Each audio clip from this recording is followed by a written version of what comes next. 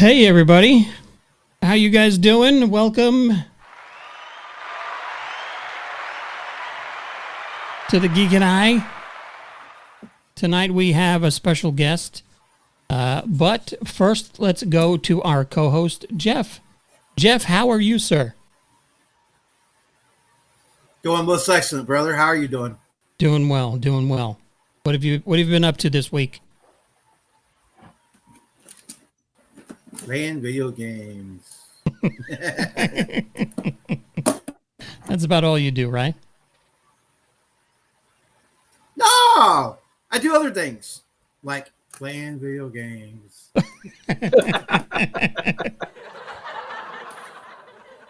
Okay. And our special guest tonight, all the way from, do you want to give out your secret location? The Island of Long. Okay. It's. I thought you could say the Bates Motel. My good really friend. No difference. Marty. Marty, how are you? Doing good, John. Thanks for having me. Well, thanks for being here tonight. My We pleasure. really appreciate it. It is October, and Jeff, you want to tell them what the idea you had for tonight's episode was?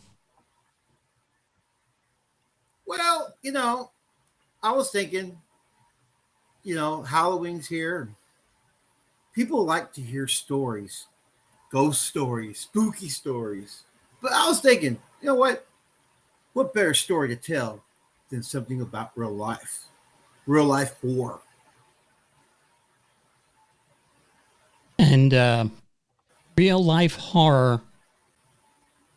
When you think of that, who do you think the granddaddy? Who would you say is the granddaddy of real life horror?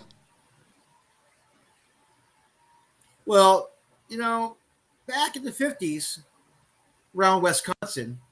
Now, I'm not talking about the Packers. I'm talking about Ed Gein.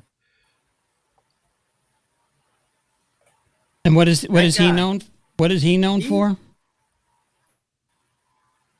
Well, let's not dive in too deep right now. Let's show a little bit about this guy, the mystery, the man, and the history that not only inspire others to create movies, but let's talk about his personal horror and how he became phenomenal for what he did, his crimes. Well, I don't know if the word phenomenal is what you're looking for.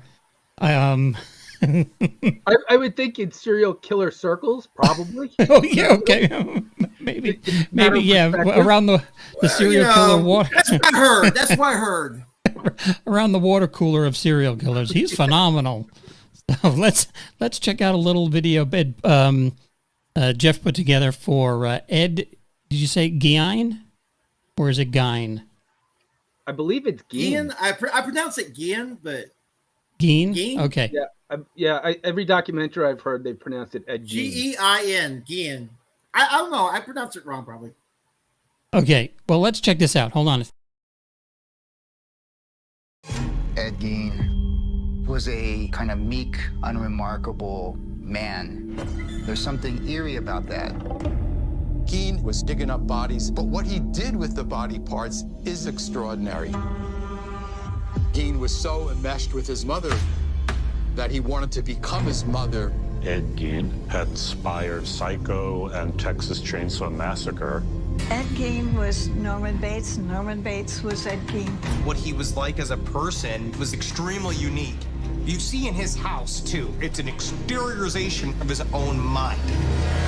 What did you intend to do with their body? What parts would you take off?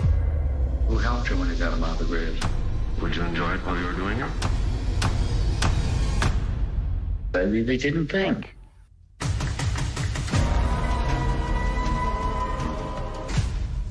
long have you known Mr. 7 years? 7 years. What kind of a man did you know him as?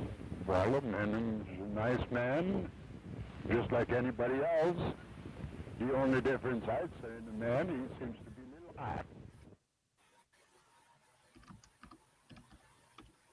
Wow.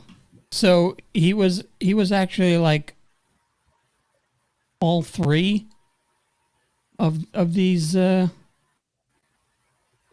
serial killers? He You mean like you mean his pathology, Go ahead, his Marty. way he worked? Like when you say he was like all three of these serial killers. Well, I mean, they mentioned the Norman Bates, and they mentioned the Texas Chainsaw Massacre, because I thought the guy from the Texas Chainsaw Massacre was somebody different. Lyndon Johnson.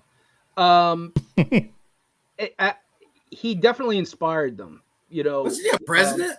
The president? Well, he was from Texas. It's the first thing that popped into my mind.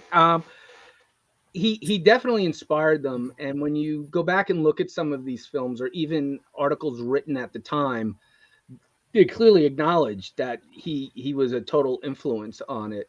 And there have been countless other movies that are almost a note for note telling of that story. One from 1974 is a film called Deranged. And the actor's name is escaping me now, but he played the old man in Home Alone.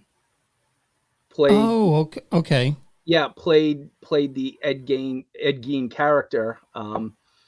And actually, there was a movie a couple of years ago with Steve Railsback called Ed Gein, which is actually a pretty good flick. And I won't say it's 100% accurate, but it's very close. And the casting was excellent too. A lot of the people in the story, if you've watched any of these documentaries, really resemble the people that Ed was involved with and sadly took their lives. So, and I'd even say parts of Hannibal Lecter were probably inspired by him. So, I'm not sure he ate anybody though. I think he just liked taking their skin off and wearing it. Yeah, which Hannibal Lecter did do at one point, when he cut the face off the guard and put it on to escape. Yeah, you got to remember before this all happened, this was in the mid-50s, law enforcement had never come across anything like this before. Not to this extent.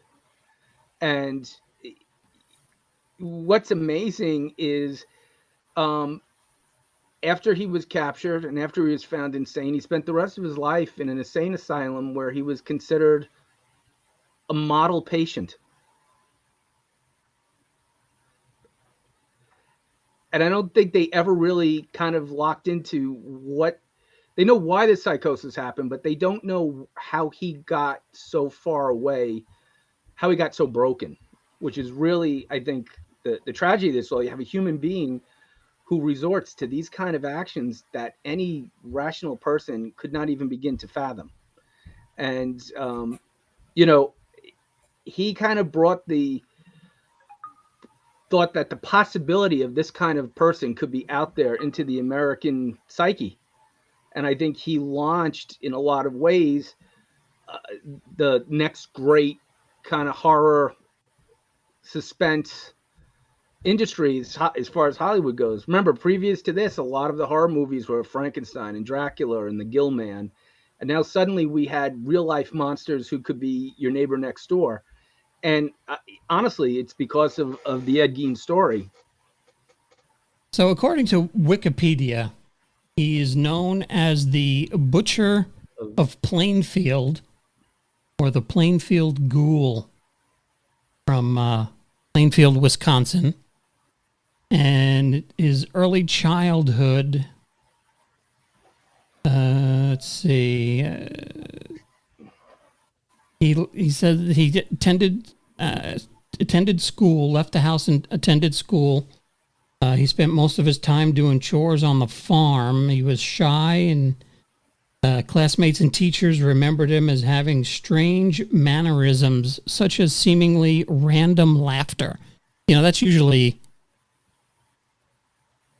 somebody just breaks out laughing for no reason. That's usually a good sign that they've been elected president of the United States. Yeah. Yes, You're absolutely right. That unexpected kind of oscillation and unusual, I think they call it pseudo bulbar effect, where you laugh at inappropriate times or suddenly burst out crying. He did have a tough childhood.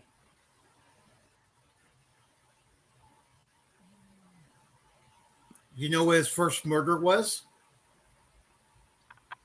Was it his brother? And it was an accident too. Yep. Yep. Supposedly an accident. So he came from a very domineering Well, mother. his brother can't be there to help tell the story, So Yeah, well, that's true. From what I understand, his mother was a domineering woman, a strong, overly strong presence in his life, and that's a lot of that is drawn into Psycho. And the thing is, like, it wasn't only that he was digging up bodies; he also murdered several people. And there's no pleasant way to put this. He gutted them like deer. Had lampshades made of human skin, just out there bizarro stuff. So it says here, a sheriff's deputy discovered Warden's body. So I guess Fred Warden. I think it's Mary Warden. Wasn't it the tavern keeper he killed? It's that a was, sheriff's deputy. the first public person. Yeah. A sheriff's deputy discovered Warden's decapitated body in a shed on Gein's property. Oh, I think that was the storekeeper. There was a storekeeper he killed. Yeah, that was this. Yep. Yes, And he was yes. It friends says with her, too. It says Frank Warden told investigators that on the evening before his mother's disappearance, Gein had been seen in the store, was to have returned the next morning for a gallon of antifreeze. And the sales slip for the antifreeze was the last receipt written by Warden. That evening, Gein was arrested at the West Plainfield grocery store by the sheriff's department when they discovered Warden's decapitated body in a shed on the property, hung upside down by her legs, with a crossbar at her ankles and ropes around her wrists. And it was dressed out like a deer. Mm-hmm. Now I tell you what, man, if I was a cop talking about the 1950s here, that'll scare the shit out of me, man. Just coming across all this stuff, because it's something that's never been heard of, and they didn't know how to approach it to the public too, because they just have to, talk a little bit about it. But as the progress of him being captured, the trial, the publicity, eventually these days, because we're all jailed, it's horrific in my mind. But others back then, it was just unheard of, unbelievable. And once again, like you saw in the video, the neighbor, he was a quiet guy. It's always the quiet ones, man. Yeah, and that's what I was alluding to before, that the impact that this had on the American psyche really can't be overestimated. It was a wake-up call. And what I find the most amazing part, you're talking about middle America, 1950s, how someone didn't put a bullet in his head when they found out what was going on. Just amazes me. The restraint that was shown, especially for that era, when they discovered the extent of what he had done. I know. Yeah, really, because, there's a list here of things that they found when they were searching his house. Whole human bones and fragments, a wastebasket made of human skin. So this guy is kind of like, who was the guy in the pit from... Buffalo Bill. Buffalo Bill, yeah. So this guy's kind of like Buffalo Bill. Or even Leatherface. The scene at the dining room table and the furniture made of bones. So, again, that's the influence that he had. So let me ask you this: the Texas Chainsaw Massacre, was that an actual event, or is that movie made up from what this guy did, or is it because I know, we were set to take a before COVID hit, we were set to take a trip down there to go look at the Texas Chainsaw House. So is that a real thing? Did that? Which is now a diner. Yeah, I was going to say it's a restaurant, right? Believe it or not. Yeah. Yep. But then again, this is not the house that he committed the crimes in. This is the house he used to film the movie. Yeah. Fact versus fiction, You know, Marty, I know you want to talk. I've never been able to figure out with the Texas Chainsaw Massacre. Everything I've read that they really hyped it up, that it was based on a true story. But when pressed on what true story, the answer has changed, or people have said, nah, it wasn't based on a true story. We're just trying to sell a movie. But definitely, Gein was definitely one of the influences. One person drops a chainsaw in their foot on Texas, and suddenly it's a Texas Chainsaw Massacre. I know how you guys love your tall tales down there. Yeah, so that's what I'm trying to figure out. Was that a real place, or is that was it a location for the movie? It was a real house, and I think and you correct me if I'm wrong, but I think they actually moved the house, didn't they, from where it originally was to where it's in Wisconsin. No, not at Gein's house. No. I'm talking about. You guys are getting the Texas Chainsaw Massacre, the house itself, movie set, all that. Would okay? Never happened in Texas. It happened in Wisconsin. Right, and that was what it's based on. That being said, mm-hmm. Go ahead. No, go ahead. I'm sorry. I'll wait. No, there's a little lag, Jeff. Go ahead. No, I'm just saying, man. Because based upon my stuff, because when I went to college, I was studying film. That was part of my. And when we studied, because writing, when I started writing, I wanted to know fact versus fiction, when to fabricate, when to fluff it up, and stuff like that.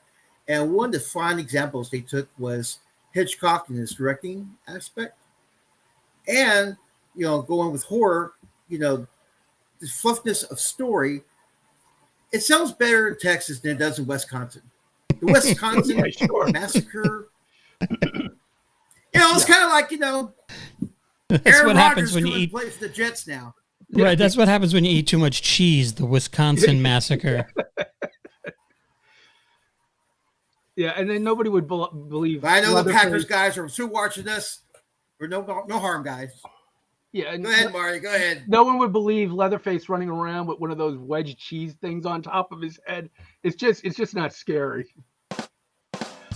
But I think what John was saying. I tell you what, though. Mm-hmm. No, go ahead, man. Just keep going. Just keep talking. Who, me or Marty? You. You. Go ahead. Oh, okay. So anyway, sorry, man. I don't mean to interrupt you guys, but no, go ahead. To get my thought across, basically, you have to get the audience reeled in. And Texas and the film itself, and talking with the one person I know that's still alive from the movie, he said that the realism was important to the storyline. And a farmhouse in the field during the summer was more entertaining than deep in the winter in Wisconsin. So yeah, I mean all the stuff that you read and the documentaries that you saw. I'm not talking about films. I'm talking about documentaries about Ed and what he did was really heavily played in the Texas Chainsaw Massacre. Now the mother factor and the dead and the talking of crimes, that was something they played upon in, I believe, the defense with Psycho. If you get a chance to read the book, it is really good. Yeah. Based upon the Hitchcock movie. and it really kind of leans more towards his psyche. So you you want to go for the slasher part. You got Texas Chainsaw. You can go for the psyche part. Why he did what he did, what's causing him to do what he does. They firmly believe that he was trying to commune and become his mother. And that was something that really blew people's minds. And once again, we're talking about the mid-50s here. Yep. Now, do you think that was because his mother, was he obsessed with his mother, or did his mother pass away early in life and he just thought that would bring her back? I think she was the last one alive in the family before he was left alone, because his brother and his mom was still alive. His dad passed, and there's them two boys trying to keep up the farm, and his mom having the controlling factor. And I believe he slept in his mother's bed. Was one of the things. A lot of things similar to what they're telling in Psycho was part of the psyche level of the storyline. And I'll tell you, Ed influenced Psycho so much. Like, if you read the description of Norman Bates in the book, it's nothing like Norman Bates in the movie. Norman Bates in the movie is more like matches Ed Gein's description and characteristics. It's just very interesting that it turned out that way. In the book, Norman Bates is more of a middle-aged, fatter, balding guy. And that's all of us. So literally, Norman Bates could slip into any sci-fi convention and be overlooked. So I thought that was interesting too, that ultimately when it went to screen, they got somebody who, mirrored Ed's appearance, the gauntly, skinny kind of,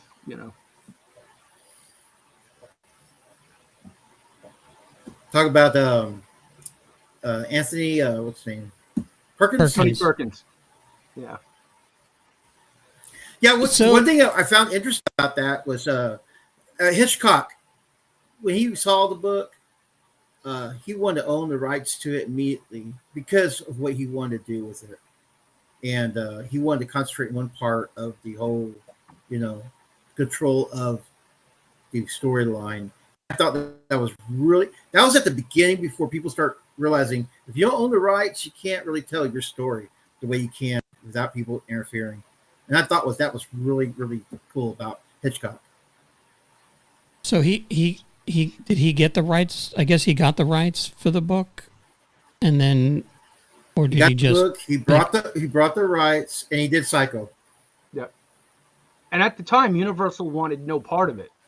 They were like, "This is a horrible story. No one's going to go see it." They wanted to bury it. Then there was talk of, let's not do it as a movie. Do it as a 2-part episode on Alfred Hitchcock Presents. They really wanted no part of it. And Hitchcock believed in the story so much, he bankrolled it himself and let Universal distribute it. And it was probably the best decision of his career. So there are a few movies, I guess, that you could say we have. We just discussed a couple of them: Psycho, Texas Chainsaw Massacre. What else did we mention? Did you Deranged? Deranged. So there are a few that are based on this guy, but then there's also some that are based on real life events, and I'd like to see what you guys know about these things, because something that's based on actual, not really true story, but more actual events, and like Jeff, you say, is fluffed up for the audience. What do you guys know about the difference between the real story and the screen story, shall we say? So let's kick it off with The Exorcist. What do you guys know about The Exorcist? Go ahead, Marty. Yeah, it's based on a true story. In the true story version, the possessed was a boy, I believe, and I think it was Connecticut, but I could be wrong about the location. And the story that Blatty wrote very closely mirrors what happened. I think it was in the 40s or the early 50s again when it actually took place. Interesting enough, as a Catholic, we had a sanctioned archdiocesan exorcist up until 2008. Not every priest can perform an exorcism. You have to be specially trained. So I'm a little nervous that since 2008, there's been no local exorcist around here. Well, If we should need one. And I found out the hard way because I was trying to get one exorcism for my kids, and there's a waiting list like you wouldn't believe now. It's so. Hold on. Go ahead. Thank you. I knew it was coming. There you go. That may be the only time that sound effect has been used in conjunction with a conversation about the exorcist. So. Yeah. So, well, growing up Catholic too, I heard stories. There was the diocese that was heavily talked about. That was something that's not talked about in public, but behind closed doors, yes, that does exist. Yes, this does happen, but if handled by people that can handle it, because that was the truth. And I'm a firm believer of good versus evil. People being taken over by evil and the level of exorcism that needed to be, that's something that I've never experienced, never seen in person, never heard a first person talk about, but it's very interesting to me. And I still, to this day, that movie, The Exorcist, when I first saw it, freaked me out. To this day, I'll watch it. I still get those goosebumps, Right. Especially if you turn the lights out and watch it. Holy cow. You do get creeped out. But that's why you're supposed to watch it. Yeah. You're supposed to watch movies in the dark. Come on. I start with the lights out, and then with this one, the lights start going on just, here and there. But yeah. Now, what do you think about the new flick? I'm going to go see it. I'm already hearing that it's pure crap. But I heard the opposite, but go ahead. Again, that's what I heard early on. Now I'm hearing the reviews are terrible. So usually when the reviews are terrible, it's probably fantastic. I'm fascinated by this subject. I've seen the movies. I watched 2 seasons of the TV show, which I thought was excellent and was canceled far too early. Which was the first season was a quasi sequel to the movie. The second one kind of went off on its own direction, but it was great. Why do we keep coming back to these stories? And I think it's exactly what you said, Jeff. It's that this concept of good and evil, balance. And, I hate to be cynical, but look at the world around us. For the past 75 years, we're told that these kind of ideas are ancient and have no place in a modern world. Maybe they do. Maybe that's why we're in the situation we're in right now. Yeah. It's scary when you think about how I don't know if you want to use the word evil is taking over, but there is something dark around the corner, and it is. You always have to have a balance in life. Yeah. I mean, it's exactly what George Lucas said for the Sith and the Jedi. They balance each other out, and if one is taken down, the other takes over. The one thing, if you sit back and look at the universe, it loves balance. There's a yin to every yang. There's a opposite reaction for every reaction. So why would good and evil be any different? Yep.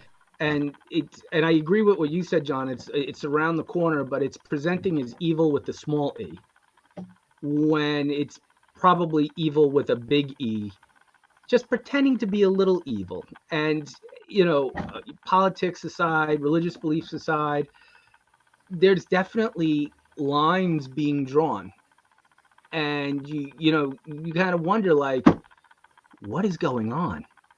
Like, and societies change. They do. They evolve. It's part of nature.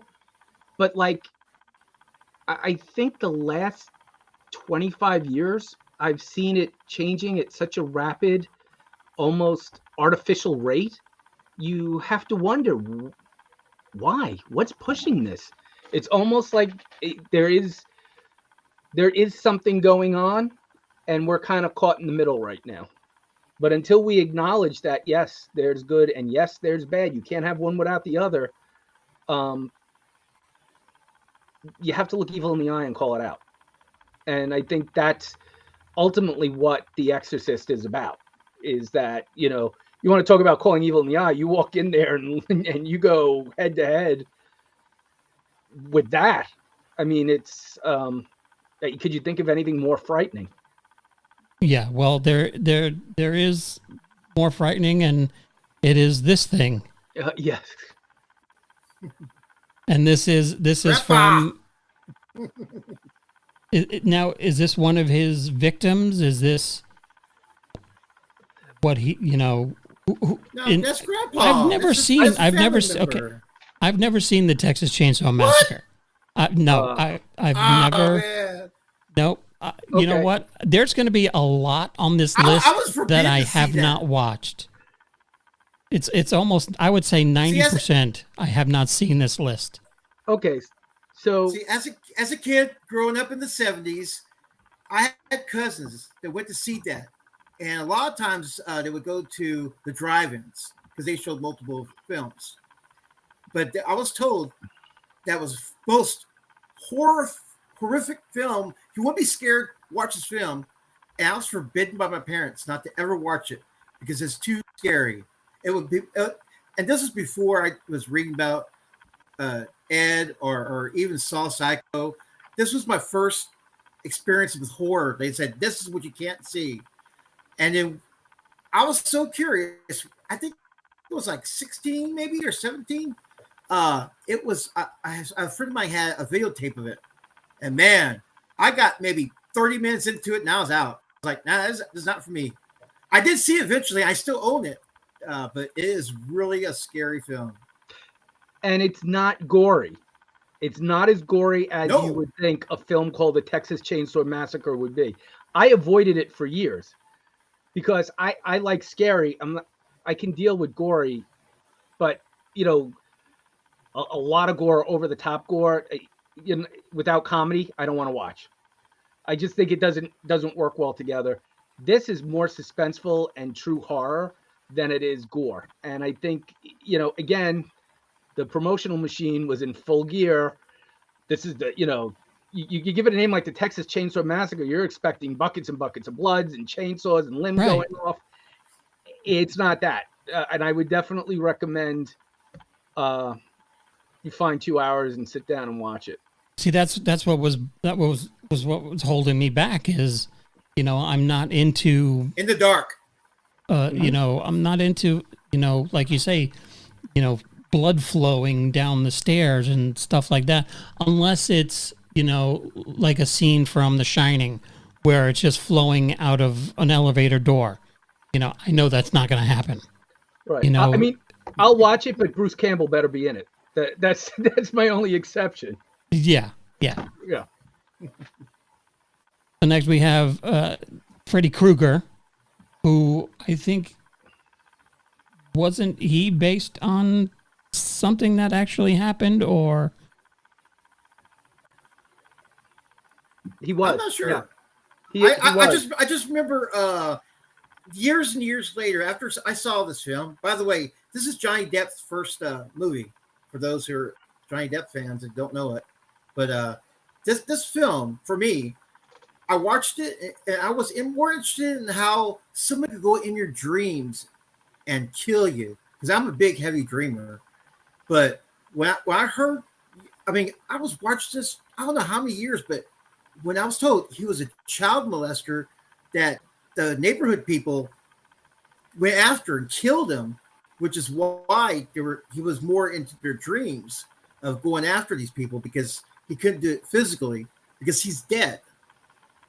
That's something that was intriguing to me. I didn't pick up on that till years later. Yeah, Wes Craven actually said it's based on a true story that happened in the Philippines, where a whole bunch of people were getting sleep deprived over nightmares and stuff, and they were dying in their sleep. So, yeah, it's based on a true story, apparently. I mean, there's nothing more frightening. Like, we've all had bad dreams. I had one last week, and I was trying to scream in the dream, and unfortunately, it slipped out while I was unconscious, and my son came running and thinking I was having a heart attack. But, yeah, I mean, there's no fright for me like the fright inside of a nightmare. You know, there's scary. That's where you get the phrase "scared to death." Yeah. I always kind of have a soft spot in my heart for Freddie because he was definitely hitting his prime when I was in junior high school and high school. And yeah, I just wish that they would do more with him today, but that remake was terrible. Yeah, I'm not talking about that one. Yeah, I didn't like the subplot of, oh, he was innocent. Oh, no, actually, he was guilty. Like, you know, where were we going with that?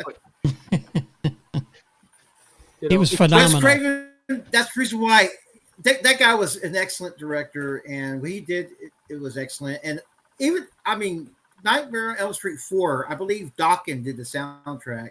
That was big in the, you know, heavy metal. And when they did the soundtrack, I was like, okay, I saw the first and second one. I skipped the third. I went to the fourth just to see, because it's about the Dream Keeper, I believe it was called. And that really intrigued me. Dream Warriors, wasn't it? That was the Dream Dokken Warriors, song. Dream Warriors. Dream Warriors, yeah. And then I think the Dream Master. Yeah. And then the last one scored by Gary Wright. Now, Freddy versus Jason, I like that one. I'm in the minority. I love that film. And I know a lot of people bash that movie, but I thought that was fantastic. Nah. I thought it was a great mashup. If we'll put one against the other, those are the two. I'm waiting for a sequel to that one, because I thought it was excellent. Yeah, I couldn't agree with you more. Love that movie. That's another one I haven't seen. So next up is Child's Play. And it says a script was based on a nurse who allegedly put a voodoo curse on author Robert Eugene Otto, which transformed one of his childhood dolls into a nighttime menace. So it says we have seen scary movies with possessed dolls, but knowing that the doll really existed is spooky. So, well, didn't the Warrens have that with Annabelle, the real Annabelle doll too, the cursed doll, the haunted doll? Mm-hmm. Yep. So I see, and it's sealed away for protection. Yep, it's under glass. I've seen pictures of it. I'm too spooked to go see it in person. I would go near that place. As many people said, it's encased. I'm like, nah, man. I'll just take your word for it. I'm not messing with that. Yeah, no, not going to do it. If this is based on a true story, I've never heard that before. So that's really interesting. That's news to me. Well, it's and you know what? I didn't see this. I saw this movie once. I just remember hearing. I saw the original, then heard The Bride of Chucky. Meg Tilly, I believe that's her name, was in it, and I was interested in her because she was in the Big Chill. So I was like, okay, let's see what this chick's up to lately. But when Mark Hamill started voicing him, I thought that was cool. Oh, when they did the remake, yeah, with the AI gone bad, right? Yeah, they got away from the. I really thought Mark Hamill brought it to the table to energize the franchise. Listen, Mark Hamill brings everything to the table. I just saw him in The Machine this weekend, and he was fantastic. Dude, that's excellent, right? Yep. Man, Yep. if you haven't seen it, John, you gotta check it out, man. It's Yeah, hilarious. Mike and I watched it a couple of nights ago, and it was pretty. It kind of reminds me of like, what is that, Bullet Train type of thing? It's, it's got some action that's got comedy mixed in, and it was actually pretty good. I don't think I finished it, but we were watching it. You should. It's really good. It's really good. So this one is up in your neck of the woods, right? Yeah, right out here on Long Island, the famous house in Amityville, which does not resemble the house anymore. That's why I couldn't find it. You're not going to find it. They completely remodeled it. They took those classic windows out. They've done everything they can to change the look of that house to keep the looky-loos away. And for the longest time, it's like a rite of passage up here that at a certain age, you would have to drive past that house, especially come October. I believe they also changed the traffic patterns that you couldn't go directly by it anymore because it got that bad. Wow. Yeah. Again, supposedly based on a true story, but then I hear they've recanted over the years. I really want to believe this one is true, but I don't know. I don't know. Now, I thought the original storyline was about a son that was turned to murder, and it's his family. It wasn't the supernatural. Yeah, It was Ronnie more DeFeo. something different. Yeah, Ronnie DeFeo murdered his family, and in that house, he killed his mother, his father, a brother, 2 sisters, something like that. He's still in jail for it today. Yeah. He's still alive, and I think he was totally drugged out of his mind. The family had mob connections. I think HBO, or it might have been Showtime, did a documentary about 2 years ago on it, which was fascinating. Kind of dug into that case a lot more. And I think the family that moved in got a house, got a good bargain on it. That in itself is fiction on Long Island. And, then had buyer's regret and came up with the ghost story. Okay. All right. You think that's the way it worked out? Yeah, I would say that's probably the way this one worked out. I mean, there have been several other families who've lived in the house over the years, and nobody has said anything about anything weird going on. Are we sure Gotta it sell the wasn't house, the producers of the movie? No, remember it was a book first. So Yeah. the Amityville Horror was a book first, and again, somebody snatched up the rights, and the book and the movie are very similar. And I haven't read the book in a long time. Yeah. It's in fact it's almost verbatim what's in the movie. So yeah. Yeah. Well, like What I I said, enjoyed the most about it, John. I've never been able to find it. I've driven past it. We've gone on our late nights after getting out of, bars and stuff, driving like, hey, we're down here in Nassau, so let's go see if we can find the Amityville Horror House, and we've never been able to find it. They changed the address too. Well, this is before Google, so we were just driving around trying to figure out where it would be, and we were never able to find the actual house.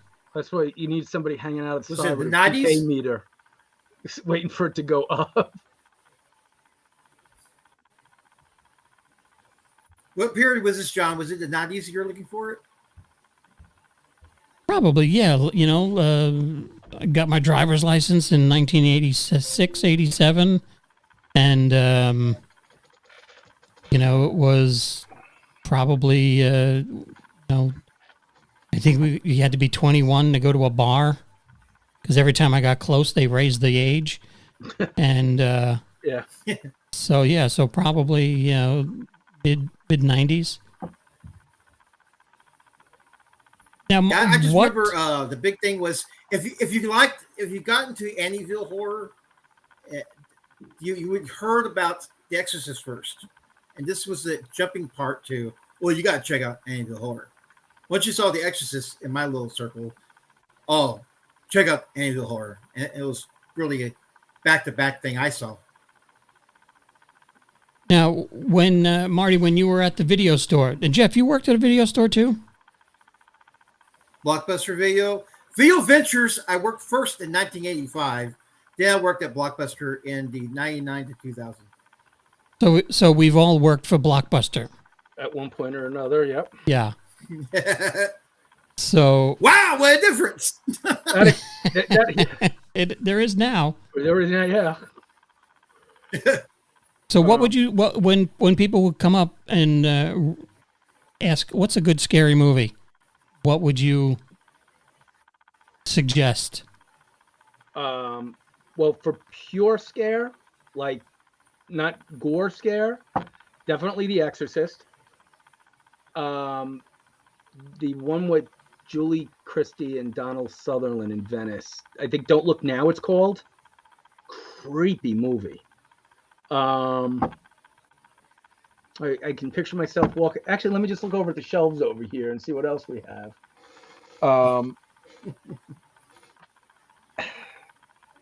Actually, that's where Blockbuster went, into your house. Now, yeah. No, I still have VHS, but not as many as I used to. Obviously, the original Halloween, I think, is a great suspenseful movie. Probably one of the all-time greats. Have you seen it in a theater? Yes. Okay.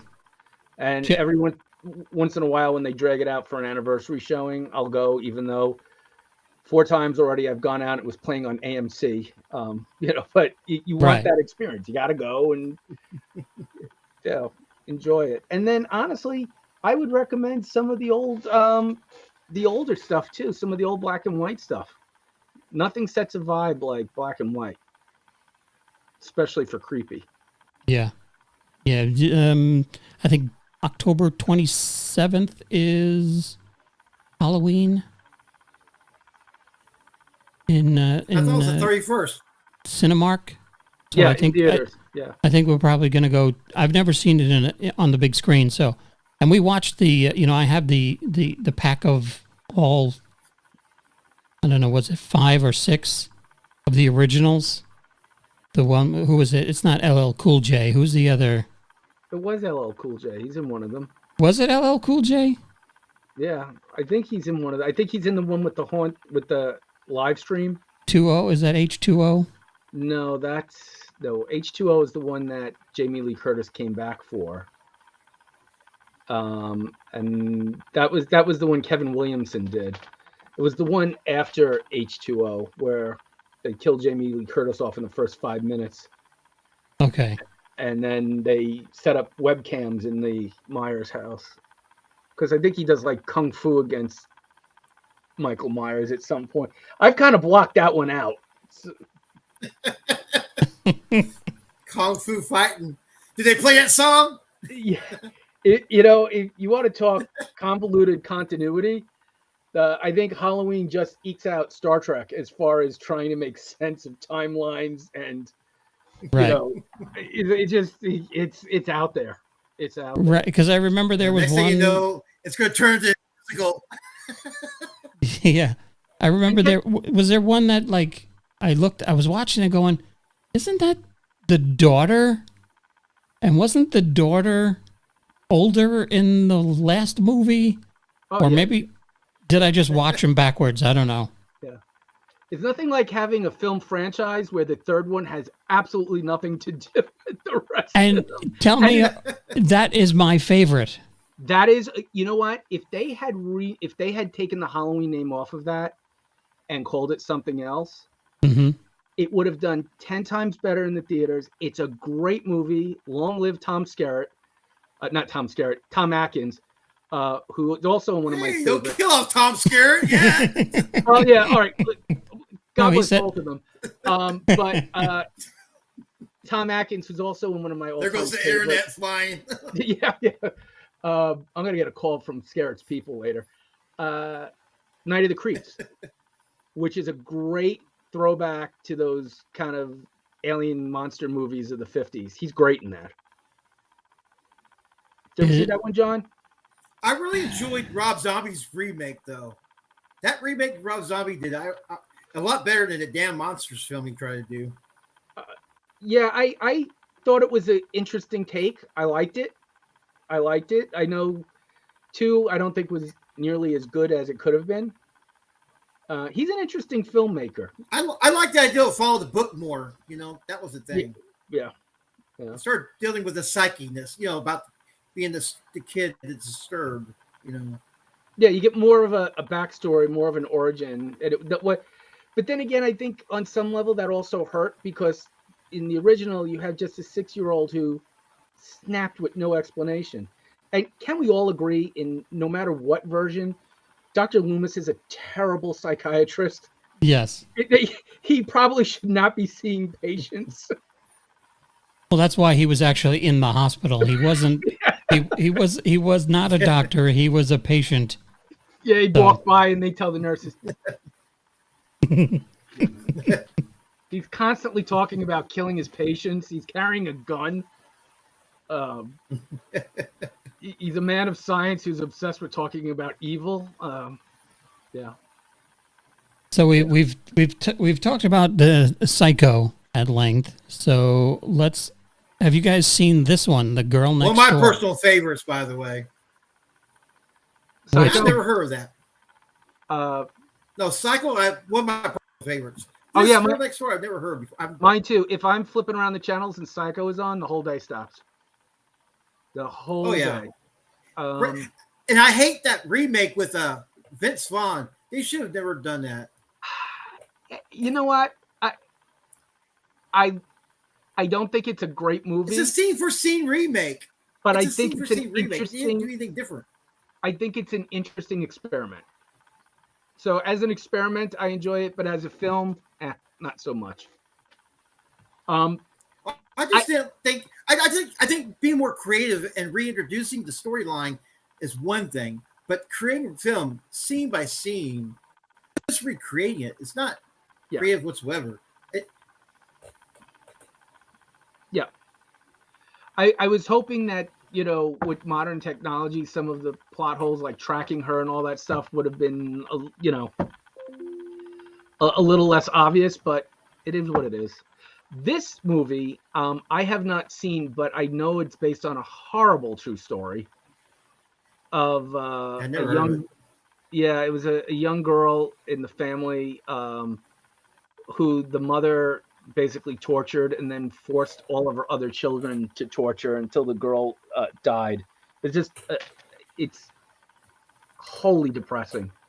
Now, how did you hear about it? Sounds like the Mormons. Just in the news? It was in the news. I saw it on, I think Dateline did it in like 2020 and those type of shows. And every once in a while, if you watch like ID, Investigate Discovery, that you'll come across this case being done, and it's just a tragedy. It says loosely based on what is said to be the most terrible crime in Indiana state, Sylvia Likens was tortured and eventually killed by Gertrude Benizewski, 1965. Yeah. It's got a 6.5 on IMDb. Is that Kira Sedgwick? I'd rather see the documentary behind it. Yeah. It's to me, when you start involving children and stuff like this, I don't. It could be the best movie in the world. I'm just on some level not going to find it entertaining, because, as a parent, these are the kind of monsters that you fear about, right. and you tell your kids there's no such thing as monsters, and then you realize what a disservice you're doing to them, because there are monsters out there. They just, Wolfbane doesn't work on the kind of monsters this world has. Right. Well, and that's why. Now, you always had that one kid, that bully in the neighborhood, that you always wondered, man, how does his family let him get away with this stuff? Maybe it's being created within his family. We just never got to see that inside look. And that's why I think about a lot when I hear about these children who grow up to become mass murderers. And there's also times, when I read, because I did a extensive study on mass murders when I was writing The Raven, and I was really intrigued on how family, normal as can be, then the child goes loopy, left field, and they're just beside themselves on how they became this animal. And I think the best example of that would be Jeffrey Dahmer. If you've ever seen any interview with his father, the most loving, they're kind heartbroken human being I think I've ever seen, and your heart breaks for him. And you see and you see like the videos of when they were younger and the old 8mm films, and what a normal life and what a normal child, and there's no discernible trauma. And then, you come to realize that some monsters are products of their environment, and some products are just born that way. Some monsters are just born that way. Mm-hmm. And my heart goes out. They also said that he would kill animals out of enjoyment. When he was younger, yeah. Well, so basically what you guys are saying is that kid from Toy Story is going to be a psycho. Psycho Sid, yeah. Yeah. Yeah. Only in New York, though. You never notice him. So here's one, The Conjuring. Yeah. This is the Warrens, right? Is this Ed and Lorraine Warren? Yes. Yeah. I believe so. Yep. And then she was on that show on what is it, A&E? The Paranormal State. Right, that was her. Yeah, I think so. I know a little bit about the Warrens. Some people praise them, some people despise them. I know that they worked with the church, although the church has never fully kind of said yes, they did. But I think there's enough credible evidence. I think part of what they did was scam, and I think part of what they did was real. I think what they did was real, but what they did was enhance that reality. They were doing enhanced reality before it was a thing. I just think they're trying to make a buck, but also trying to do the right thing. But greed took over, I believe. In the end, sure. Absolutely. Yep. Because they would start doing the talk shows, and they would start doing, here it is, deranged. Yep. And all I could think is poor Kevin McAllister when I see that. Look how young he was. So that's him, right? That's him. Yep. Also was in Christine, if my memory serves. Roberts Blossom. That's his name, right? Yep. He sold the car in Christine. So it says, ever loved someone so much you kept their body even after their death. This 1974 movie is exactly about that. It is inspired by the life of America's most notorious serial killer and grave robber, Ed Gein. So, yep, I stumbled upon this. Wasn't there also another guy that? But wasn't there another guy that fell in love with a woman, and she died of disease, and he just kept her, well, mummified. I guess we call it text.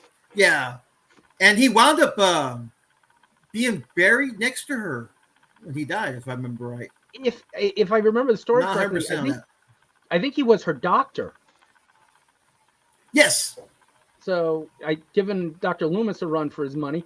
Yeah, he was her doctor, and after she died, he put her in his bed. He made her up. Yeah. He did what he could to keep her together. That's kind of like Psycho, right? Because didn't he keep his mom in the basement? Upstairs, in her bedroom. It was in her bedroom. He hid her in the fruit cellar when he thought the authorities were closing in. Okay. Right. Yeah. And you know what's cool? I was able to see the movie props of Psycho. Oh, really? And that little skeleton and the rocking chair. Oh, yeah. It came to the Wee Museum back in the 90s. And they had that, the aliens props and stuff. So it's like a whole movie behind the scenes props thing. But the one thing about the Psycho, the lady in the chair, I looked at her deep. I mean, it's not big. She was a small woman, but man, that thing was detailed. It blew me away. Yeah, it's still effective. What, 60 something years later?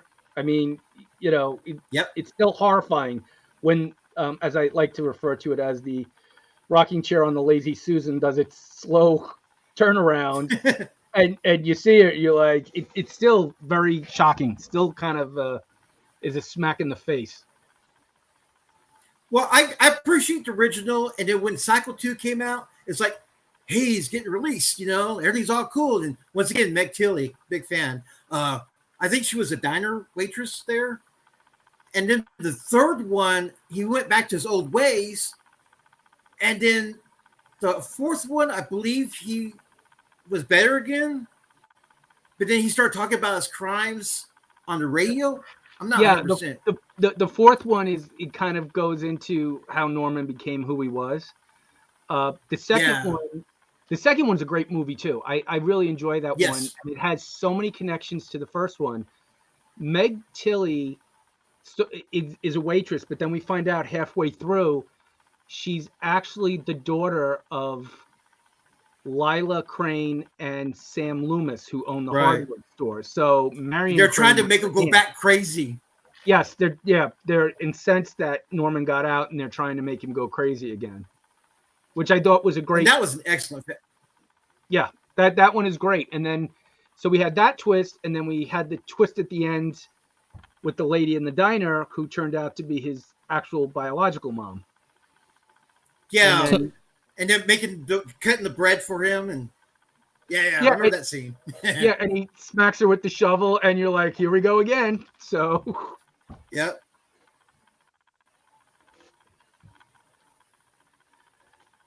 I never saw that one. I haven't seen that one either, but I think it's also loosely based on the same exorcism story that William Peter Blatty based his book on. This is based on the life of Annalise Michael or Mitchell, who was possessed by demons so strong that her exorcism took nearly a year to accomplish. It was one of the most famous exorcism movies, and it is all real. That's what they say. And what you're seeing there is not a special effect. The actress could actually contort in that manner. And I have seen clips from it. She does some amazing stuff that you're like, how can you do that to your body? Like those ones that turn over and walk upside down? Yeah, do spider walks and stuff like that. Meanwhile, I can't get out of a chair without assistance right now. And yeah. Not a clue. I haven't seen that one either. No, this one. I put John, this one on the John, list. You're going to the deeper level. Well, this is the top 25, and this one here is number 18. And it stars Eric Bana. So I figured at least one of you guys would have seen a movie with Eric Bana in it. I don't know who he is. Name something else he's in. The Hulk. The first Hulk movie. The Ang Lee one. Star Trek. Nero. I think that was the last thing I saw him in, to be honest with you, when he played. Oh, okay. I see Nero. Okay. This is what will. It's based on the book called Beware the Night, which is based on non-fictional events. Book yourself in for this. Eric Bana, Edgar Ramirez, Olivia Munn. I don't know why I haven't watched it. And Olivia Munn's in there? Oh, I gotta see that. Yeah. So, and it also has She's a Joel little high, McHale. man.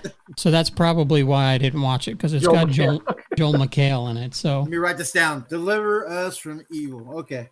All right. On my to-do list. it is only on Netflix, according to this. So Okay. who knows if it's still there? That's probably why I missed it. Oh, it's a Netflix special thingy? Okay. Okay, this one, having read the article, I think the article is inaccurate because it's saying it's an Italian-produced thing with alligators. There was a Toby... What? Yeah.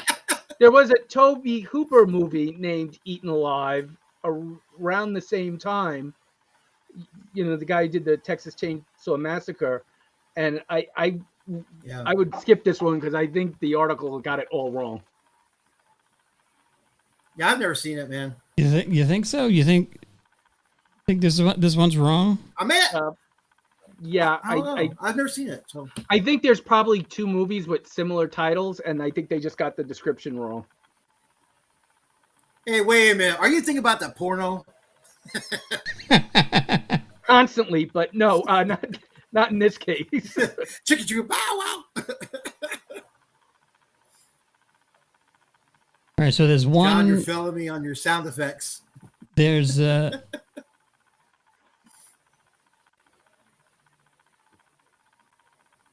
okay, so here is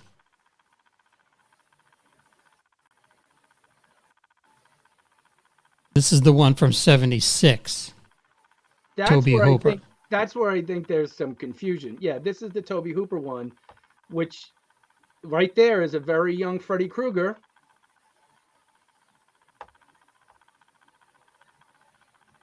Robert Englund's in this. Yeah, there he is. Yeah, this guy's got a scythe, and yeah, it's not a classic, that's for sure. No, it doesn't look like a classic. It's your typical slasher 80s film, you know? Now, this is one I've always wanted to see, but I've never had the guts to turn it on for some reason. I only saw it about a year ago. Again, I think reputation precedes it. I think it's a good movie, but I think it's more a procedural investigation movie than it is really what you think it is. Okay. But solid performances all around. Good flick. And yes, again, based on a true story. Can you guess how it would feel to be captured by aliens and lie in a cocoon next to the corpses of other people from Earth? Travis Walton alleges that aliens captured him in 1975, and this movie revolves around what happens to him. Because I remember, like, wasn't the poster like a guy on the mountaintop and a beam of light shining down? Somewhat suspended off the ground. Just a little bit suspended off the ground in front of his truck. Yes. Okay. I can remember that, but I have trouble with my family's birthdays. Okay. Right. That's because our brains are so full of useless stuff. There's just no more room for anything. Yeah, but get us all together playing Trivial Pursuit. We'll kick anybody's ass when it comes to entertainment. That's right. That's right. Does anybody else think that Annabelle? Now, here's a movie that I appreciate. Baker. I can never take this seriously. I was kind of. So this is also The Conjuring. Go ahead. The Conjuring expanded universe. For me, I believe the doll was based upon the Charlie McCarthy version back in the day, and that was part of that features, if I remember right. I thought it was a Raggedy Ann type. As far as how it got presented, I don't remember. No, you're right. I'm just looking at the features of this one here for the movie. But yeah, but the original doll, the real life one, It's a Raggedy Ann doll. Yep. So the producers What was- obviously said, "Get me a doll that looks like a $2 whore." Was it a Roddy McDowell movie? What was the name of that one? No. Planet of the Apes? Are you thinking of Magic Yes. with Anthony Hopkins? Yeah. Is that Anthony Hopkins? That was a good movie. That's a great movie. That was a really good movie. Anthony Hopkins, Ann Margaret, Ed Lauder, Burgess Meredith is in it. Yep. Really good cast. Because I remember There you go. I remember this movie. Oh, Gosh, it had to have been. So this was 78. Yeah. So this Anybody was the trying to poster. Practice ventriloquism. This was the poster in the lobby of the Kings Park Theater when I saw probably Superman. Yep. And it scared me. The poster just frightened me. For some, I don't know, this... Marketing people did his commercial. job, man. That trailer was a commercial, and they would play it after 10 o'clock. So I'd be at night, and I'd be sitting in my room on my little black and white TV, waiting for The Odd Couple to come on, and wow, did this! I think a whole generation of kids around our age were probably scarred by this movie, having never seen it. Yeah, because I remember that being, for some reason, that is what one of the memories I have of the Kings Park Theater. Yep. Is that poster behind the concession stand. And then here's a classic. And they say this is based on a true story. Do you know anything behind the Well, for me, I personally, growing up, when you watch TV late enough and if you're allowed to, after the national anthem, you got that. And that freaked me out as a kid after watching that movie. I was like, oh, God, I experienced that so many times as a kid falling asleep. It says this movie is loosely based on the paranormal disturbances Lucille Herman and her family suffered when they moved to their dream home.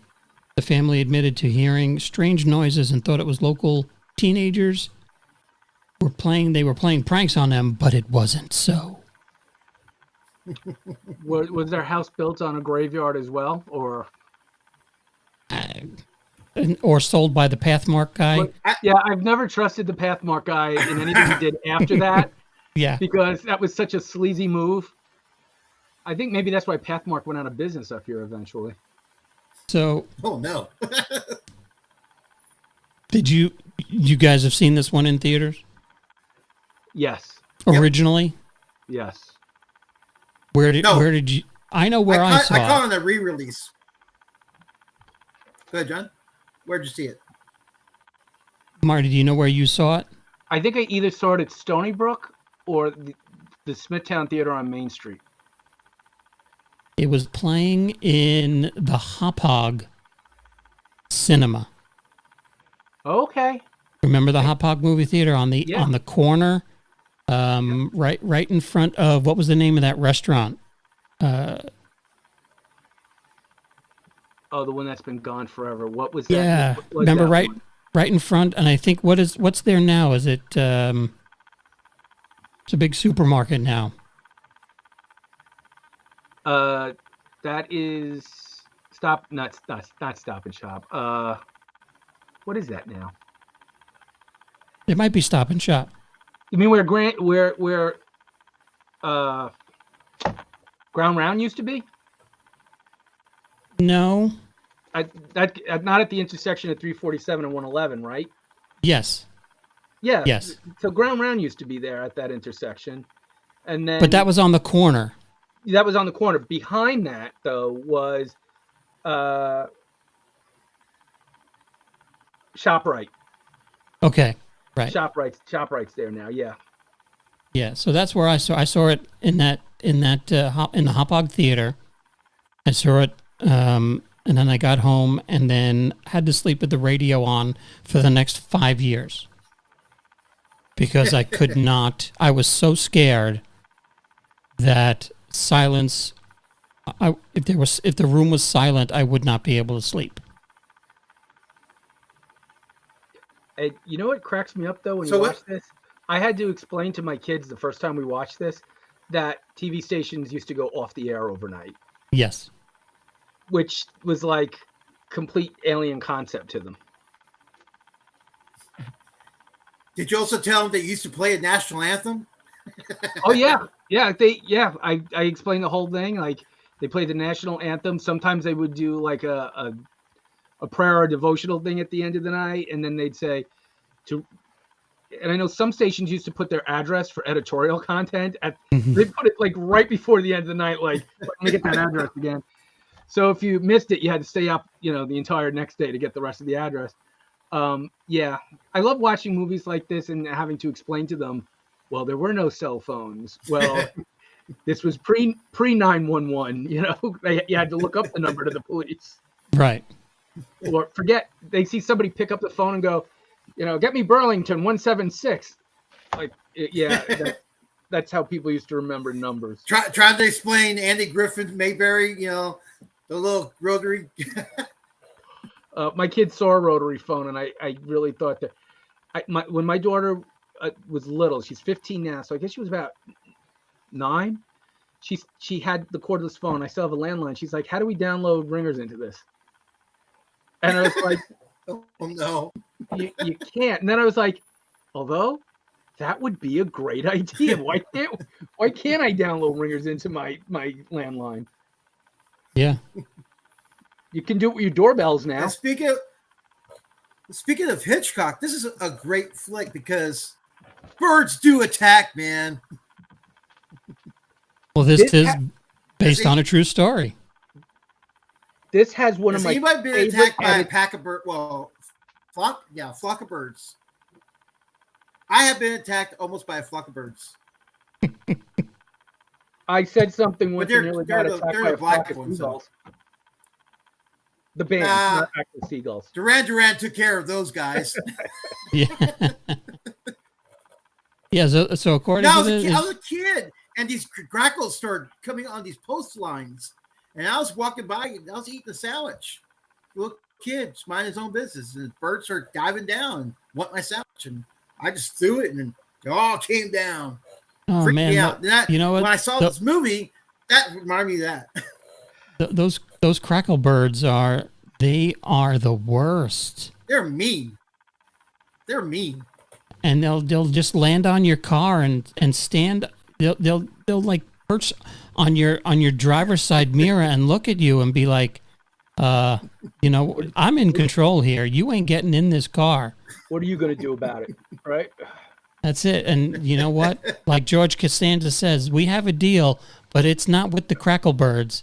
I'm just running those things over. But this movie scared. I remember watching this probably on ABC one afternoon on a Saturday with my dad, and this movie freaked me out. Yeah, this again, very, very effective. I think it has my all-time favorite edited sequence with the fire and the close-ups of Tippi Hedren's head turning in every direction, intercut with the fire going down the lines with the gasoline. I think it's a brilliant scene. And this is one of the things I always wondered of all the movies that we've talked about so far. This seems like the one that lends itself most to a modern remake, because you could get the environmental angle in. You wouldn't have to worry about the bird wrangling. You could CGI them in. I mean, even just looking at this still, if you look in the background at some of the black dots there that are supposed to represent birds, I think they could really, really kind of up what they could do with this. And like I said, I'm very surprised they haven't done a remake. Don't give them ideas. I'm glad they did. Because, dude, Hitchcock is the master. I don't care who you are. When you start trying to redo Hitchcock, I start tuning out because I know it's not gonna come out good. Well, they did do a sequel to this. To the birds. Hold Yeah. on. Birds 2 Land's End. It was originally supposed Oh God, that was terrible. Yeah, I remember now. Oh no. It was supposed to be Dude, really? It was supposed to be released theatrically, and I think it wound up going direct to Showtime. Direct to video. It was and on I think video it when I was saw it. Directed by Rick Rossovich, who is an Really? actor. Yeah, I think he directed it, if I'm not mistaken. Who was he? He was in Top Gun, right? Yes, he was in Top Gun. Yes. Is this it? No. This was better. Might as well be. Yeah. Let's see. Because Rick Rossovich was.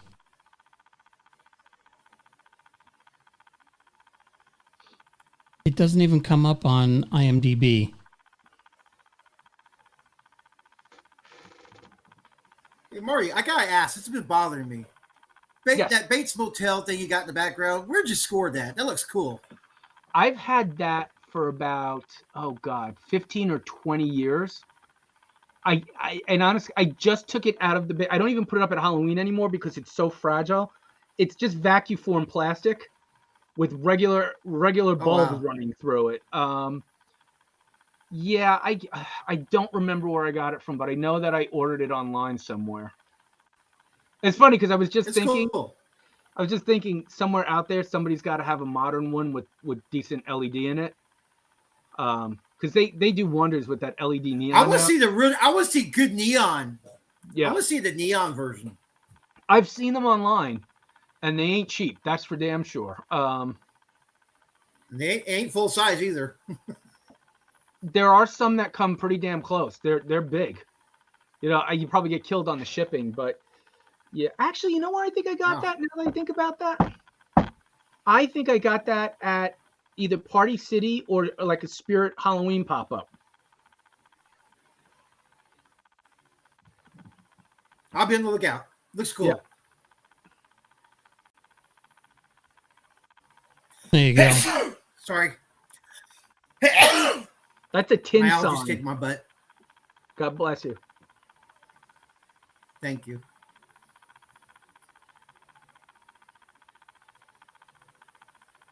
I enjoyed the Bates TV show with that kid. They became that, bad doctor. I guess I can't remember which. Oh, the good doctor. I didn't watch it, but I did. The good doctor. Okay, I enjoyed the TV show he was part of, and it killed me that they didn't continue it. They left it pretty much. Yeah, Bates I think Motel. it got canceled. Yeah, that was a good show, and I thought Vera Famiglia was fantastic in that as Norma. Mm-hmm. Well, that's what your sign reminds me of, is like the image from the title card from the Bates Motel TV show. I guess that's where they just took it from. I guess I don't know. Well, that was the sign that was out front. Right. Yep. So, do you guys have any? Now, C4 as a remake goes, that was pretty cool. Do you guys have? I thought it was interesting because it added more to the lore. You know, I like things that expand. Shot for shot remakes, or just like that not Friday the 13th. Yeah, even Friday the 13th remake, which a lot of people didn't like.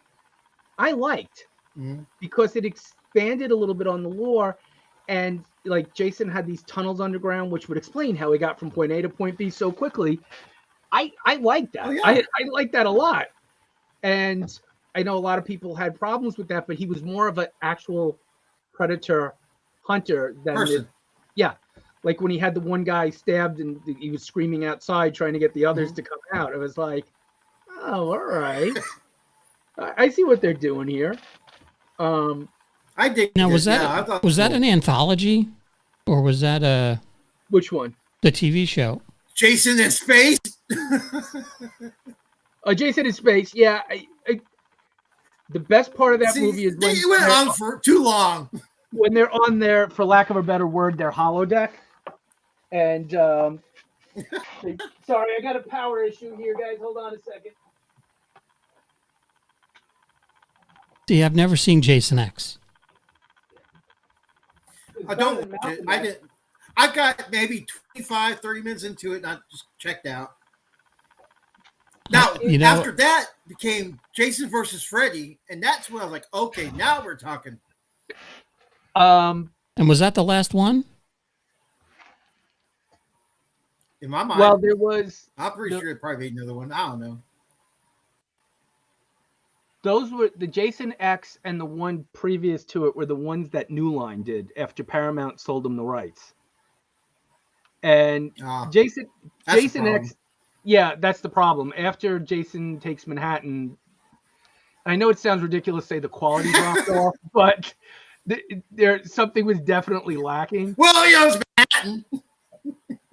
So not to ruin it for you, John, but there's a great scene in Jason X in the future where once Jason is, for lack of a better word, Borgized, and is on their version of the holodeck, they recreate Crystal Lake circa 1980, and there's just a hysterical scene with two young girls who take their tops off, and they're like, let's smoke marijuana and have premarital sex, because they're trying to distract him. Mm-hmm. And he's like looking at them, and he just runs the machete through them, and they do that distorted wiggle thing because they're holograms.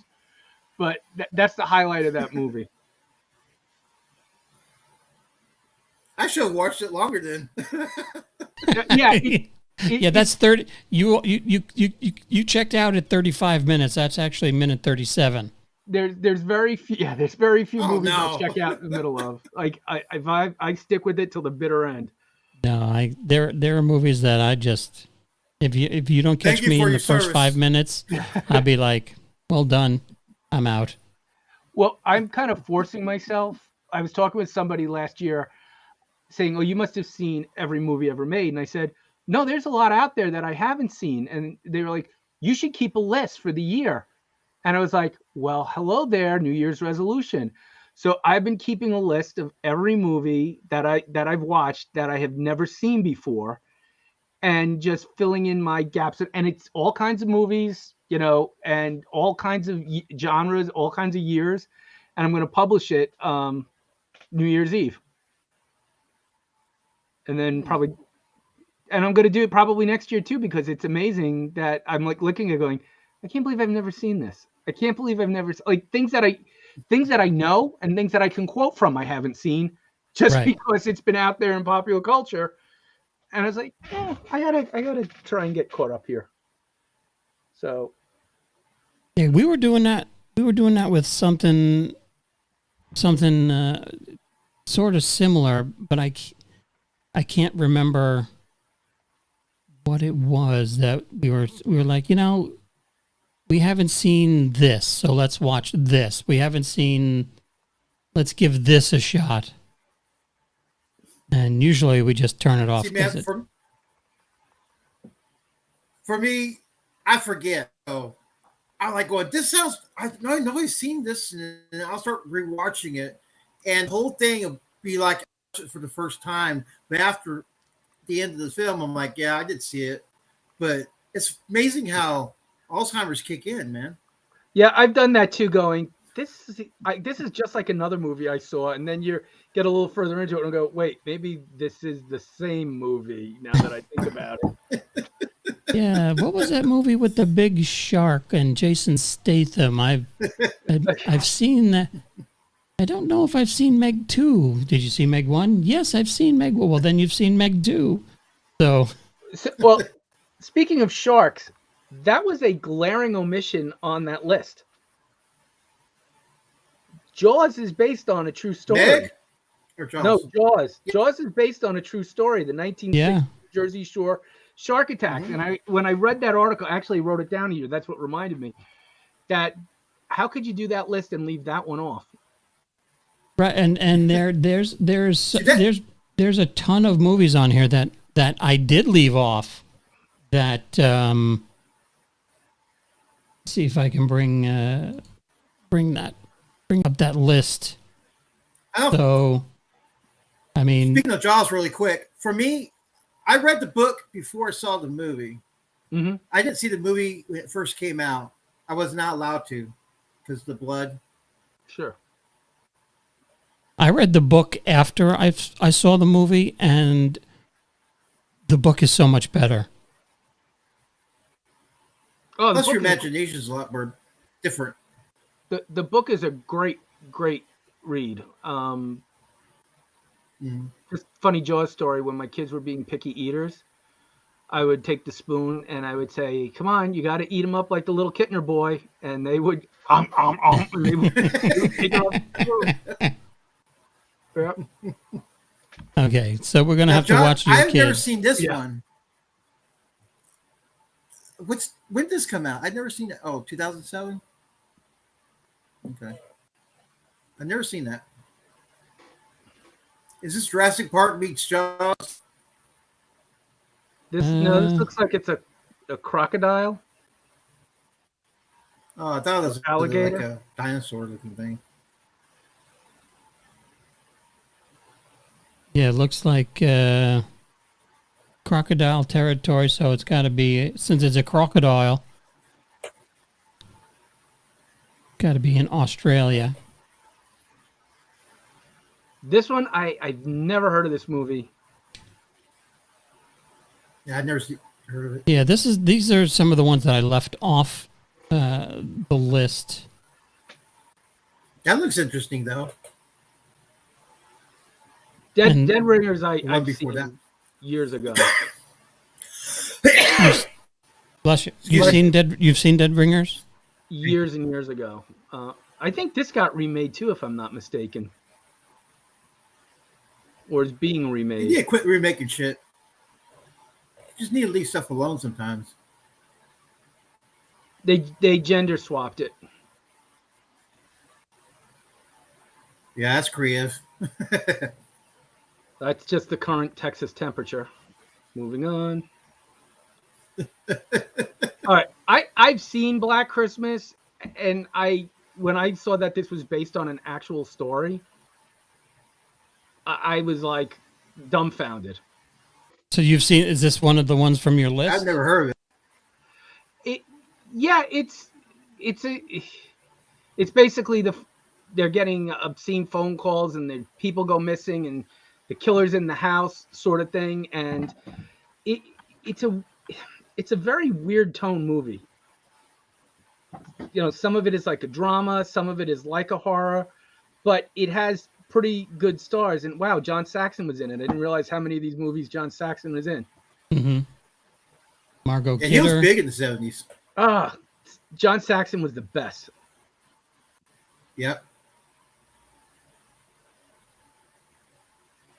The Golden Glove.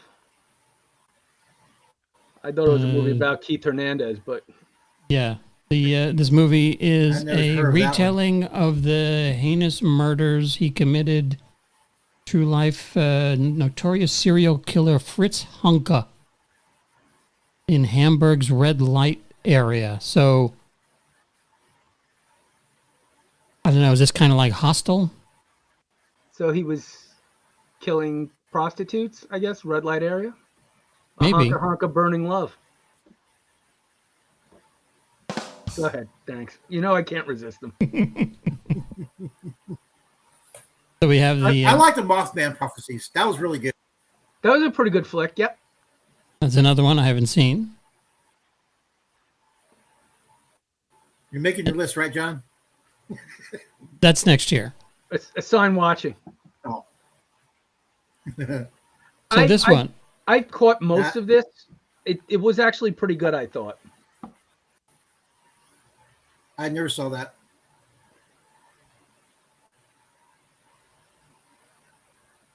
Yeah, so I mean, there's a. I think we watched this one. I know Lisa The probably. Craigslist Killer? I've yeah. never heard of that. That looks interesting. That kind of feels like a Lifetime movie. Don't ask me why. Yeah, it probably was. I mean, it just looks like a Lifetime. Just based on the font alone, it looks like a Lifetime movie. Yeah, and that looks like who's the guy from Facebook? It should be the Facebook killer. Oh, no. This I never heard of. And that's Eli Roth. And Ty West. So You got your notes? yeah.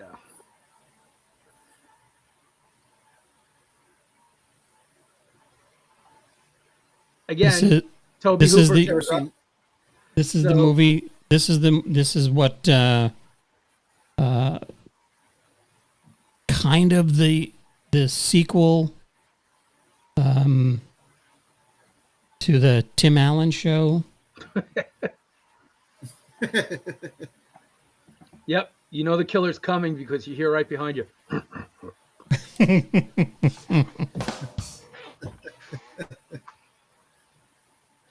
Yeah, so the rest of these I've never heard of, so Yeah, neither I. Yeah. Okay, here, where is the Annabelle doll now? The Raggedy Doll is housed in the Occult Museum of the Paranormal Investigators, Ed and Lorraine Warren. The doll has a movie franchise to her name and has played the antagonist in the Conjuring series. Seriously, you got to ask them, why are you collecting these things in one location? Shouldn't these be spread out? Why is all this evil stuff here? Well, yeah, isn't that like they're collectors. You know, like it's Star Trek, or was it Picard, where they keep all that stuff in that one where Geordi works. The whole thing is just it's got every ship, every piece of technology. The Fleet Museum, yeah. Yeah. Yeah, I got no, it was the Section 31 area. Yeah, where they had Kirk's body and Killer Tribble. The Killer Tribbles, yeah. and Moriarty was there to hanging out. The only thing I really wanted to see was the Ark of the Covenant in the background going, oh, come on, guys. You really got everything here. Right. It should have been there. Shatner's wig, just... Well, that was the tribble. That's how it latched on with the That's teeth. how it, that's why it never came off in a fight scene, because it had those teeth and so. You know what's amazing? I've watched that show since I'm 5 years old, and only recently have I noticed how glaring that piece is on him in some shots. When it goes from dark brown to sandy brown up here, it's like they didn't even make an attempt to color match. Well, but it's not George Lucas. They don't keep going back to fix things. So. But they did. We got remastered on those. Yeah. But they didn't fix James R. Kirk, which I still can't understand why they didn't fix that. Yeah. So any other movies that you know of, or suggestions for horror movies for this Halloween that you think folks should go see? Favorite horror movie of all time? You know what? When it comes to Halloween, I kind of have varied tastes with this. One of my all-time favorite movies, vampire movie. It's got a reputation for being stupid, but Blackula. The original Blackula, okay, hear me out, is a great movie. It suffers from having a silly name, but it's fantastic. So I will probably watch Blackula on Halloween. Has anyone ever seen it? I have not. Okay. I've heard of it. So I'm familiar. Never seen it. William Marshall, who did everything in the 70s, he was on Pee-wee's Playhouse. He was the king of... he played Dr. Richard Daystrom in Star Trek The Ultimate Computer. Okay. The guy with the big... He plays an African prince who goes to Transylvania to ask for Europeans' help ending the slave trade, and he winds up at guess whose house. And Dracula then basically kills his wife and bites him and curses him, where he stays for 500 years until the coffin is picked up by two interior decorators wanting it for a Halloween party, and he's brought into modern LA. And it's prefer updated versions. If I watch Psycho, then Psycho 2, skip 3 and go to 4 because I like the idea of talking on the radio late at night about his crimes. Yeah, they're all good. Psycho 3 is a little sleazy. And I think that's the one that Tony Perkins directed. I didn't care for it. Yeah, it didn't advance the story. It didn't really do anything. Now, have you seen that? Have you seen that documentary? 50. What is it? 54 seconds or 52 seconds? The one on the shower scene. Tell me more. Yeah, I haven't. Is it about the making of Psycho? Maybe. It was about. Was it 54?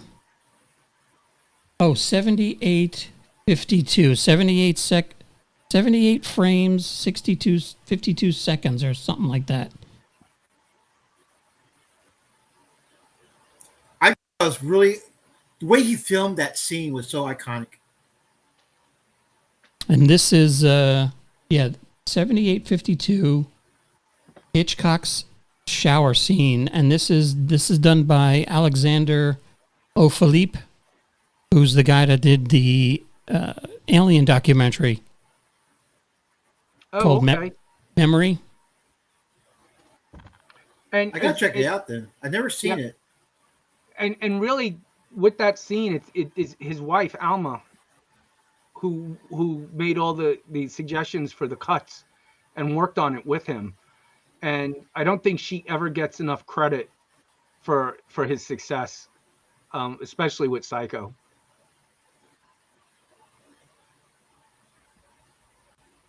Yeah, I haven't. John, where's your go-to Halloween movie? Well, mine is probably one of my. It's my favorite Halloween film. I go to it every year. I saw it in the movies as a kid. I loved it, and when I finally saw it again when it was on streaming, I remembered how great it was because it had everything. It had all your monsters in it. Oh, I know what he's gonna say. And it's the Monster Squad. I remember that one. Have you seen the documentary on this one? Blockbuster. Never heard of that one. Yeah, there's a documentary on this one too, John, called "The Wolfman's Got Nards."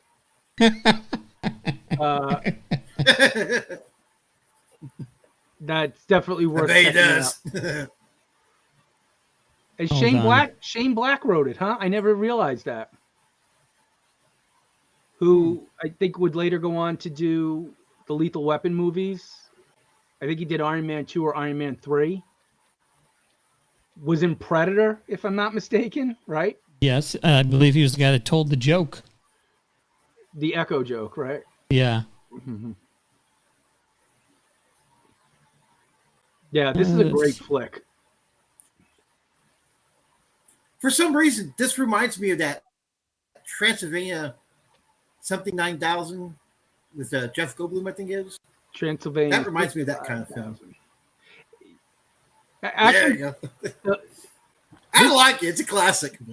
And I have to tell you, I think one of my favorite Draculas of all time is in this movie. Duncan Reiger knocks it out of the park. Yeah, this one is this is my go-to horror, and here. Do you have that just set? I'm gonna have to watch this now. Where it's well, Oh, it's on. Wolfman's got nards. It's on Plex, so that's going to go on my watch list on Plex. There you go. Wolfman's got nards, and we all have nards. And I want to thank these 4 nards that joined us tonight. Marty, it's great to talk to you. Thanks for pleasure.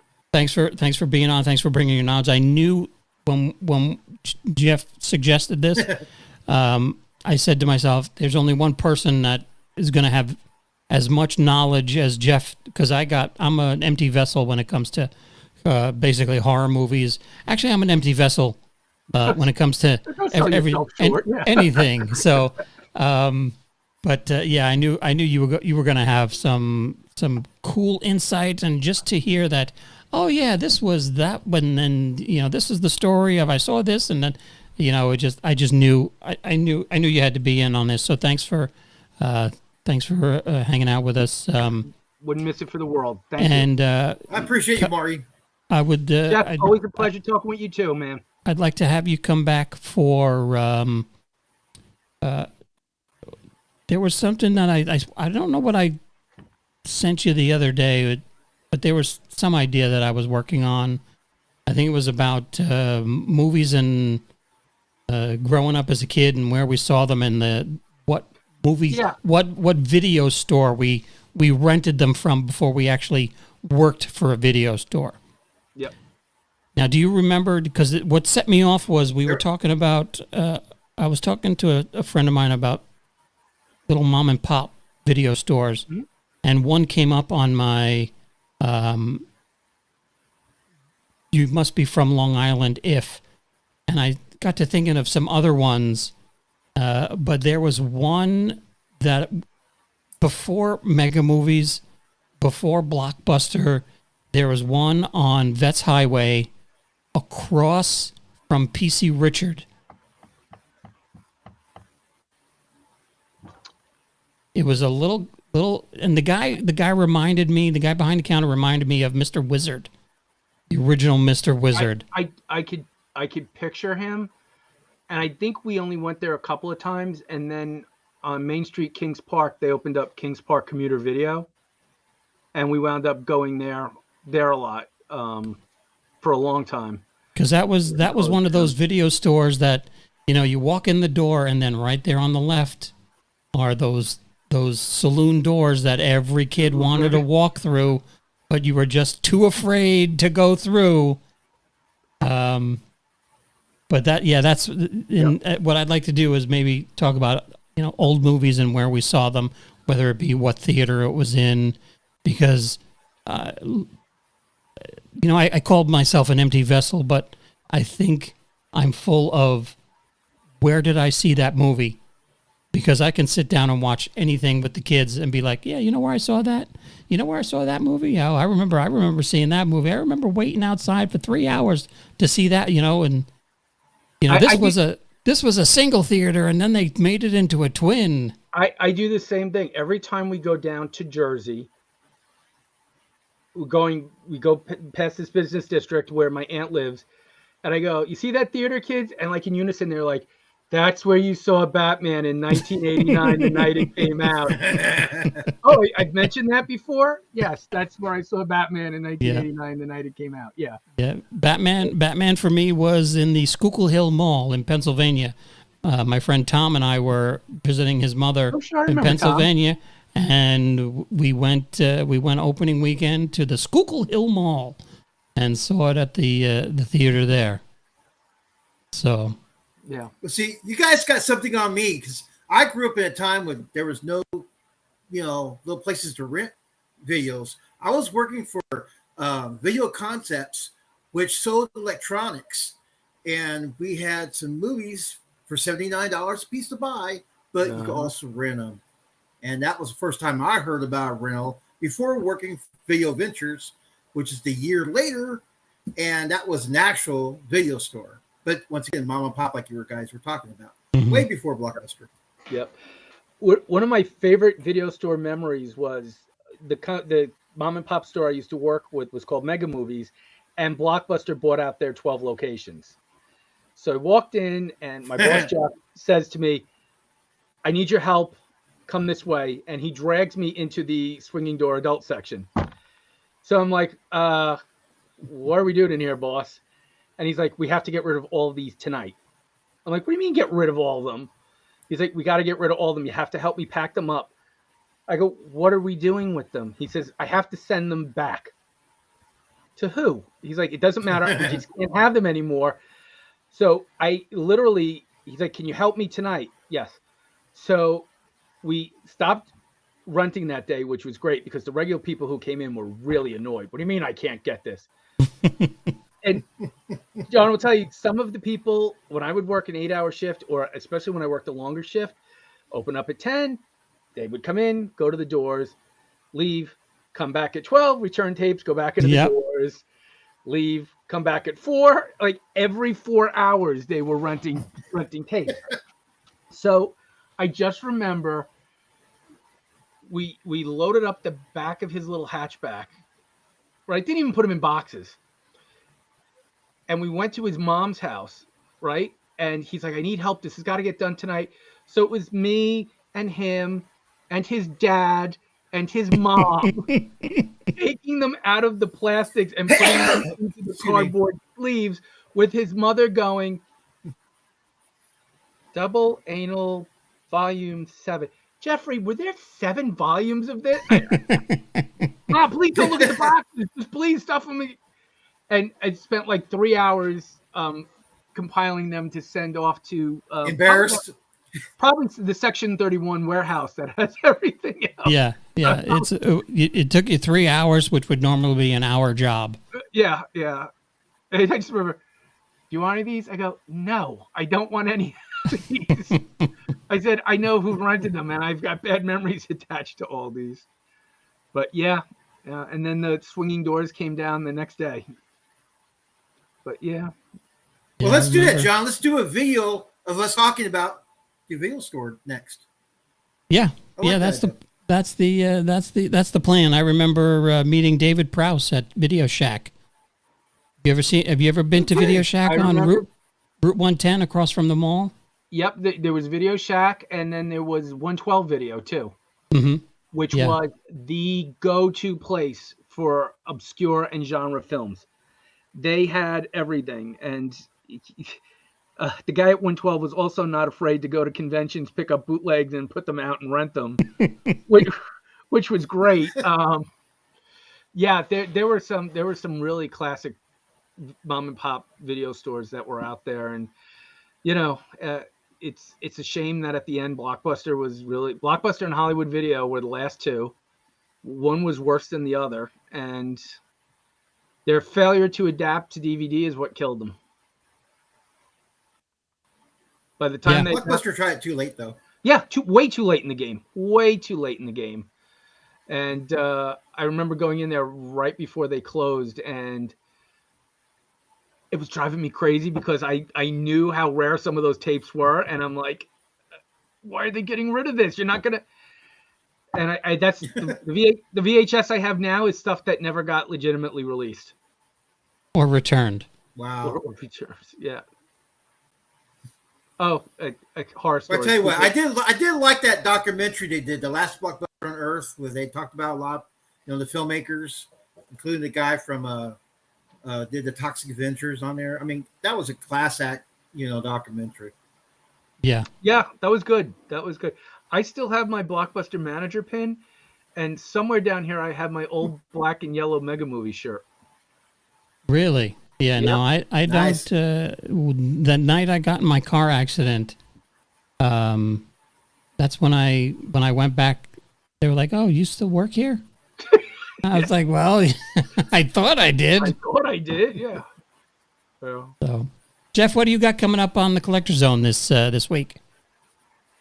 I know. More video games. Video games. Oh man, I love video games. It's like springs, but video games. But yeah, I'm on this kick, and I have this video coming up. Did you know they made a new version of Robotron? Did they really?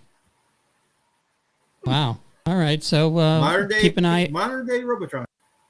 keep an eye out for that. And I know who makes the tiny video games? New Wave Toys, New right? Wave Toys. The little and, guy? Yeah. There's another one too. Yeah, New Wave Toys is cool. They're really good at making them the 1/6 scale, but I'm into the little bit taller ones, the 1/4 scale. That's who did that one? I have two over here in the closet. Don't remember, but yeah, they make a bigger version. They're all both made of wood and metal and plastic. I mean, it's built the way the originals are, and I like that. And they play just perfectly fine, just like the arcade. Yeah, and you see, New Wave now has cigarette machines that are USB power supplies. They're trying to bring that back. Yep, I saw that. I still think the police. Was that Murray? I came up on my Facebook newsfeed. I was like, I thought it was full scale, and then I was like, wait a second, and I was like, oh, it's a miniature. Holy cow! Look at that. It's 1/6 scale. Yeah. So if you got your your figures, you can put them with the arcades. That's what most people do. They do little dioramic things with their GI Joes and whatnot. That's pretty neat. So we got you guys got that to look forward to this week on the Collector Zone. That would be the, how do you spell that? Collector's Zone. No, youtube.com/the Collector Zone, right? Yep, the Collector Zone, no apostrophe, just an S and zone. Right. So, and you can find me on Facebook at the Master of the Zone. But you know that because you've been following the Geek and I, and we've been tagging each other in videos and stuff. So you find one, you find the other. Yep.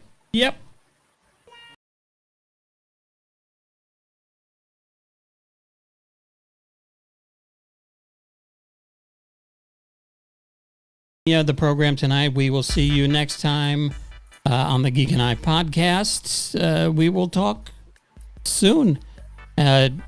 Tomorrow I will be on Geek News Now talking the finale of Ahsoka, and what in the words of Jeff Goldblum from Jurassic Park, that's one big pile of shit. So we'll see you. We'll see you again on the Geek and I podcast coming up. Also, we have more reactions to the classic TV show Soap. Hope you're enjoying those, and we'll see you guys very, very soon. Peace out. Catch you next one. Layers.